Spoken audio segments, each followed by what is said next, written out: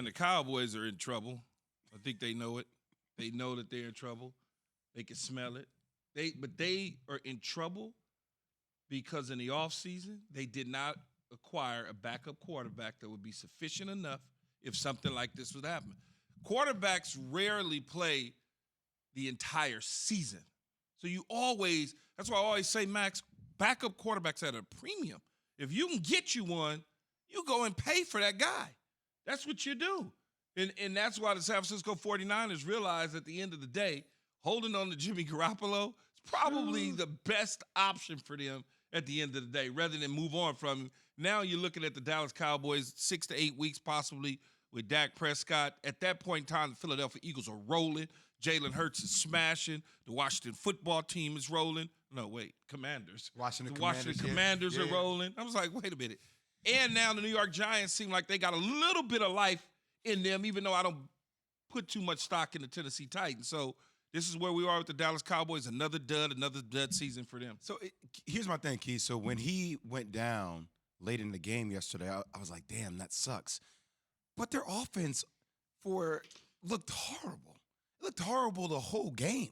Yeah. I was reading the stat this morning. It's the first time they haven't scored a TD since 2001, the season opener, against guess who?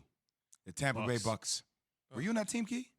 No, you weren't late. Well, they right? have injuries to receiver and O-line. Like everyone's focusing on the Bucks O-line, but Dallas had injuries on the O-line, and beyond that, guys, Todd Bowles' first game as head coach of the Bucks. Todd Bowles is the defensive head coach, and maybe that shows up too. Well, when you're a good head coach, it's so you funny. coach it all. Yeah, it's amazing. Good head coaches get good teams with good personnel. They look a world of difference. Lovie Smith looked like a world of difference with the Houston Texans, right? I mean, the Texans all of a sudden look magical, right? It's competitive. That's what happens when you get a guy like Todd Bowles with the Tampa Bay Buccaneers and the way that they've established things on the defensive side of the ball for him to still be in the building and being able to coach those guys up. They still got their coordinator.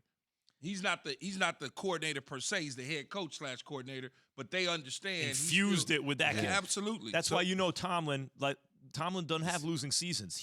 There's some guys who are so competitive, you're going to be in it. We'll see how they do without T.J. Watt. He has that injury. That'd be interesting to see. But I guess the question is for the Cowboys now. Like, what do you do? Cooper Rush ain't it.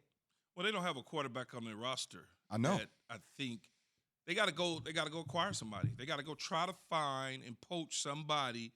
And I haven't had a chance to scour every single roster this early in the morning to figure out. But just at the top of my head, there's guys like possibly a Mason Rudolph for Pittsburgh sitting at the third spot. Cam Newton? But he's better. Nah. Why not? He's better than Colin Kaepernick. Bring Colin Kaepernick to Dallas. I just want to see Key's reaction off of it. Give people something to watch. Yeah. Oh, come on. Kaepernick with the Dallas Cowboys? So, guys, man, y'all crazy. Believe it or not. Believe it or not. I would do that. Yeah. That's why I bring it up. I would do that. Yeah, okay. If he could still play. Yeah. Thanks for watching ESPN on YouTube. For live streaming sports and premium content, subscribe to ESPN+.